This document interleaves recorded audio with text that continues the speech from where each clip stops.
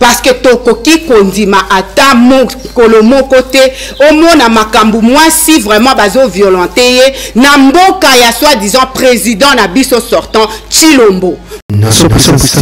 Moi si bazo beta et quelle intolérance parce que moi si a voté ekolo mususu. Oyo mama nyoso amoni vidéo oyo nga na moni ezoleka na Kasai oriental na Mbujimai, plus précisément na fief ya candidat numéro 20 Monsieur Chilombo. Oyo alingia kamba mboka na biso bazo respecter moi cité.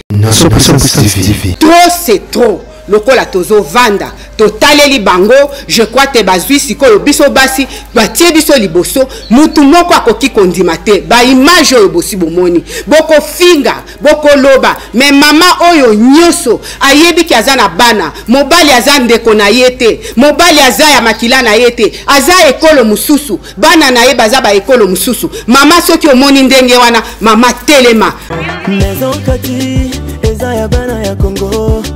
Maison Kati eza ya bana ya Congo. Maison Kati do eza ya bana ya Congo do. Maison Kati do eza ya bana ya Congo do. Tozana ba projet belé eza nango naturel.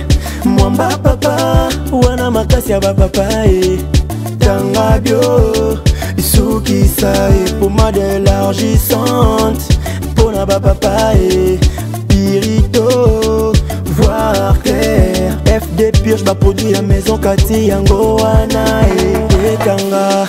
Maison Kati amemeli biso ba produit naturel ya bien oye ko traiter nzoto na biso malamu mingi koleka.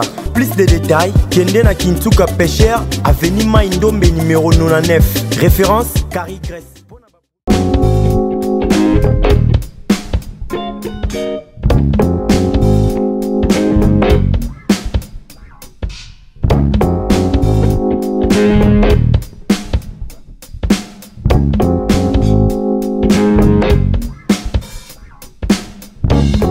Naye kosa la dénonciation en tant que sénatrice. Papa, ça fait presque 17 ans dans un pouvoir. Nano na mona makambo aboyete.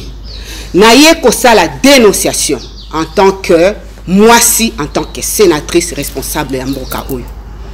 Naye bite mama nyoso oyo moni image oyo.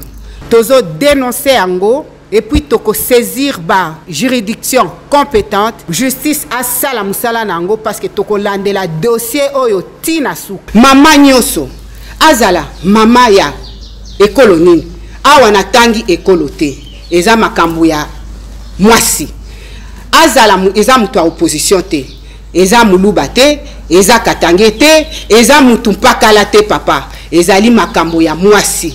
Parce que tokoki kondima ata kolomo côté au mona makambu moi si vraiment bazo violenté na mboka ya soi-disant président na biso sortant Chilombo. Moi si bazo beta et quelle intolérance parce que moi si a voté ekolo mususu mais ndenge nini bakoki ko violenté moi si wana balongola ye bilamba parce que il fallait y alanda et oyo bango balingi ba mama na ngai na famille nyoso bokomona kaka soki ozana tante kasayante ozali peut-être na oncle peut-être katange soki ozana oncle katange te oza peut-être na mutu abanduni mama biso nyoso tosangani mama nde abotaka mutu moko te abotaka na ndeko na ye propre po baloba bakila nyoso ebi donc biso nyoso tokenda kobota kaka epai ya batu mususu donc tozana bana na biso nanu baza d'abord ekolo na biso te ata soki boza ekolo moko me makila moko te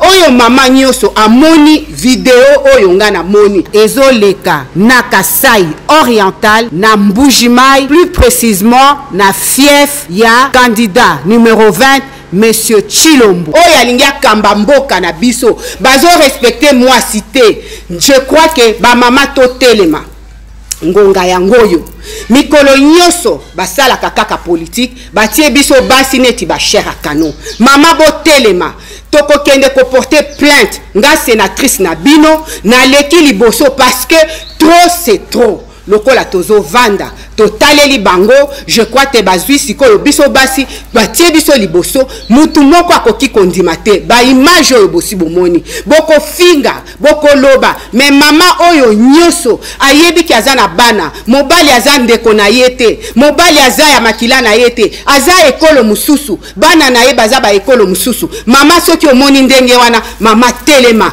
parce que mama nde azalaka liboka batutaka pondu batutaka mungwa batutaka matungulu kuna na kati tosangisaka totalaka te mais oyo élection ya tour oyo mama totelema mama tosangana tokokende ko porter plainte ezala wapi na communauté internationale na union africaine bamona mboka na biso tozokangama na mutu nini na yebi ke président azana mwasi na sima basalaka mama moko boye ya Kinshasa muke na yebi ke azana mwasi est-ce que mwasi wana akoki kotala akoki kosepela makambu bazomona mwasi muninga mwasi munene mulai azalaka te biso nyonso tozalaka mwasi kitoko azalaka te mwasi ya mwindo azalaka te mwasi ya mundele azalaka te biso nyonso toza basi ndenge nini mama akoki komona bazosala na kati ya mboka na biso mama alobi ata eloko te wana ba mama totelema mama nasengi bino totelema tozala limoko IDPS azala te ensemble azala te union sacrée azala te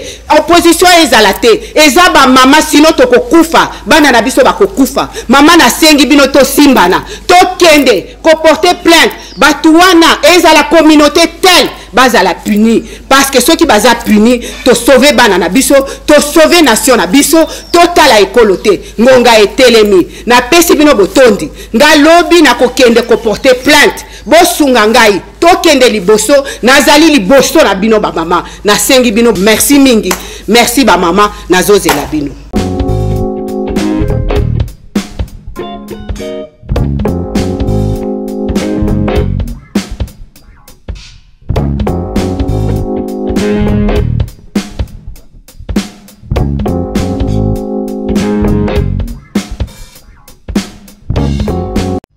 Nous devons savoir,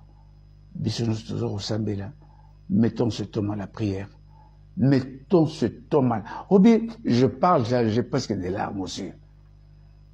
Mettons-le à la prière. Et ça là-bas, le coup mouté. Quand je regarde le pape à l'Obaka, Sangwa Fande, Abina Bango, oui, beaucoup que ça la politique. Na katia politique na bino. Boye ba ce que vous devez faire, prier pour les autorités. Turo loko lo banangai ke oh mais oyo asaka biente sambela ponaye. Nana sa ko episcope na biso sambela pona président na biso. Il est cardinal hein. Pour ce beau cardinal on a bengi mokonzi. Yetan mokonza bengi yetan watuna. Ah ben non. Invitation, ezali convocation te papa bapi sur le coup il y a place aux anango il y a nani évêque ya Kinshasa yaka aboyaka mais tango yo basali ba créer cardinal habité nazo le coup père mokonzi mbo oyo ko reconnaître kaza mokonzi mbo kala akekona mais quand même atamboli place nous non celui qui avait remporté c'est Martin Fayulu. Comment tu peux toi un homme de Dieu kokena ba mensonge? Parce que quand tu dis par exemple Dieu a dit, mais tu ouvres la Bible pour montrer là où Dieu a dit. Mais je la chose qu'elle a dit, c'est preuve, il y a personne Martin Fayulu a gagné. Non, mes frères, je vais finir par là. C'est-à-dire nous avons vécu une période où il y a eu trop d'informations véhiculées par les médias internationaux et puis relayées par ce qu'on appelle la Cinco exprès. Et le boucan a commencé dans les réseaux sociaux par ceux-là qui avaient des moyens de pouvoir salir chef de l'État Nabiso, Félix Antoine Tshisekedi Tshilombo, parce qu'on avait vu qu'en lui, il avait quelque chose d'amour pour la patrie, d'amour du changement, ou à Benaki le peuple d'abord, et il l'a montré.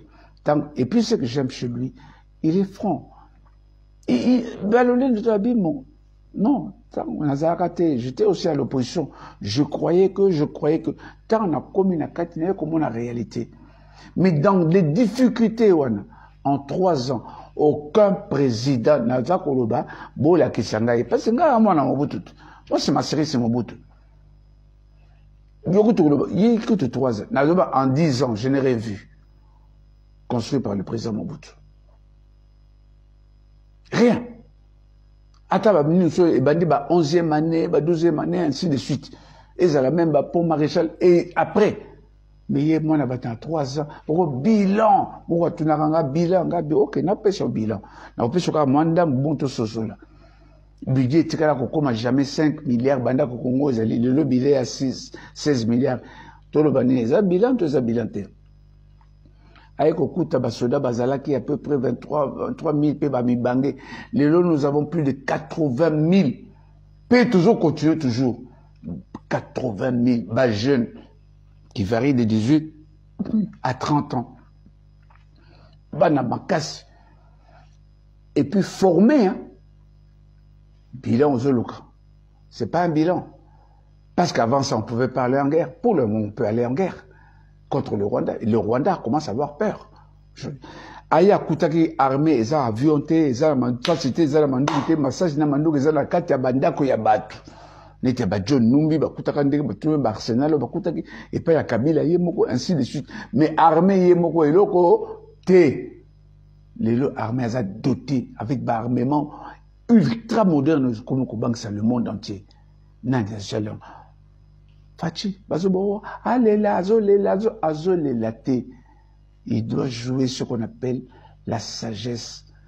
Il joue avec cette sagesse. Toi, tu crois qu'il y a Nabadou Baralobaka, Mbumbanteya, Tchenda Nebana, Tchiji Nabana. C'est-à-dire que, les Timoura, Azotambona, Yozumone, Ozoseka, Yazoseka, parce qu'il y a des personnes mayo. C'est comme ça que le président Félix l'a fait. Alors, oui, ça bien, mais entourage naïe, en tout cas, conseil naïe. Moi, je ne peux pas parler pour moi, je dirais qu'ils ont bien travaillé.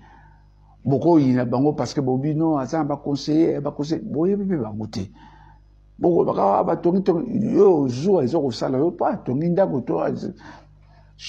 on dit que l'ouvrier mange à l'hôtel. Mais si ces conseillers étaient mauvais, mais le bilan du président de la République est positif. C'est-à-dire que les conseillers sont aussi bons. Donc, vous savez,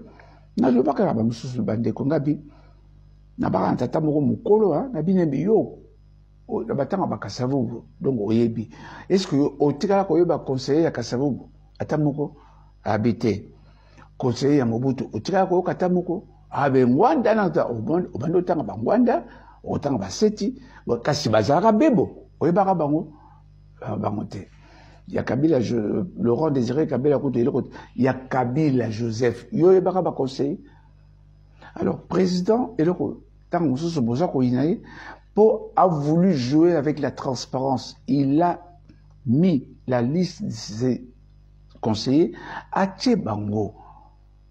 Il les a nommés Oye Koye Babango. C'est comme ça, Osaki na kanda, to makamba rivalité, tana mususu bano, non, netu wana, achebo, yonde osusolindingwana. Mais moi, je trouve que les conseillers travaillent bien. C'est des gens, la preuve, si le président avance bien, c'est-à-dire qu'il a des bons conseillers. Kolukaka te yo zala on a katia mutu olukaka ezala ndenge sala mandenge wana eza pe mabete eza pe makanisina oya yo mais yeo ya tie bango wana ayo bango koleka na yo. Je dis pas que tous sont spécialement mais dans la majorité des conseillers ils ont fait de bon travail. Il faut qu'on kumisa pe bango. Voilà na koza pe kusena katana parce que j'espérais avoir des questions.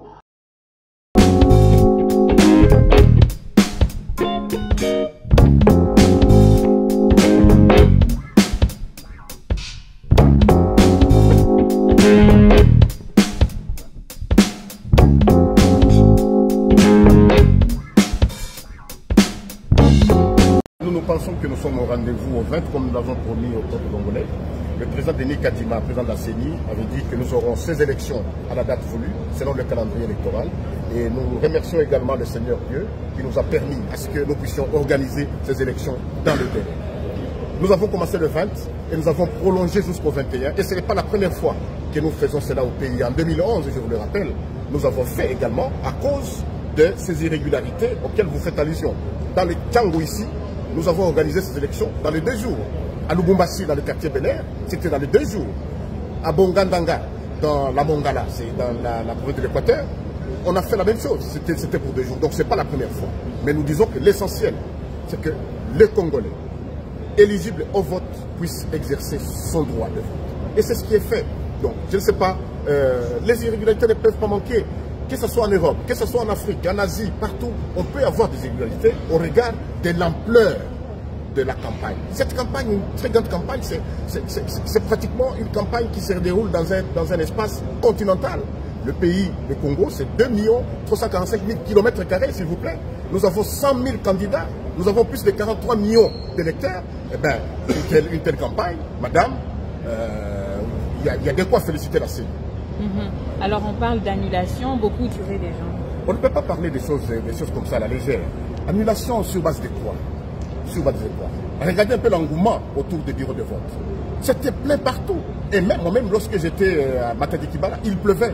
Mais les gens ne sont pas partis. Ils attendaient à voter alors qu'il pleuvait, alors qu'ils étaient mouillés. Moi-même, d'ailleurs, j'avais honte de rentrer dans ma voiture pendant que la population était dehors et je m'étais mouillé avec eux. Donc, c'est pour vous dire vraiment que le peuple congolais veut la démocratie et notre démocratie a fait un pas de géant. Regardez un peu la salle où nous sommes. Ça n'a jamais existé dans ce pays où le peuple congolais va suivre en direct la compilation des résultats de vote des candidats présidents de la République. Ça n'a jamais eu lieu. Vous savez ce qui était fait à l'époque? C'est-à-dire que la CENI s'enfermait dans sa salle, la CENI faisait sa compilation et venait annoncer des résultats bruts, de manière brutale. Tel candidat a eu autant de voix et vous n'avez rien à faire. Maintenant, tout le monde va suivre les tendances. Et nous pensons qu'en faisant ici, nous rentrons dans les organisations électorales de la classe mondiale. Les premières tendances, on les attend demain. Nous commençons à compiler demain.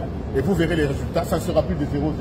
Nous aurons des résultats. Il y aura des chiffres là-bas. Et d'ailleurs, le peuple congolais lui-même a déjà fait des tendances. Par exemple, dans la diaspora, les résultats sont affichés.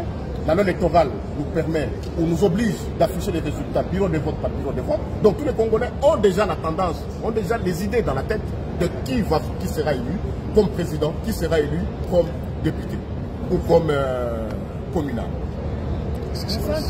Merci. Maison Kati, eza ya bana ya Congo. Maison Kati, eza ya bana ya Congo. Maison Kati do, eza ya bana ya Congo do. Maison Kati do, eza ya bana ya Congo do. Tozana ba projet belé, eza nango naturel. Mwamba papa, wana makasi ya ba papa Tanga bio, soukisa et pommade élargissante.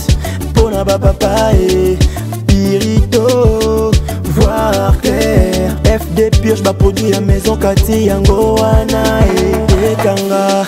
Maison Kati a memeli biso ba produit naturel ya bien oye ko traiter nzoto na biso malamu mingi koleka. Plus de détails, kende na Kintuka Pêcheur, avenue Maindombe numéro 99. Référence Carrie Grèce.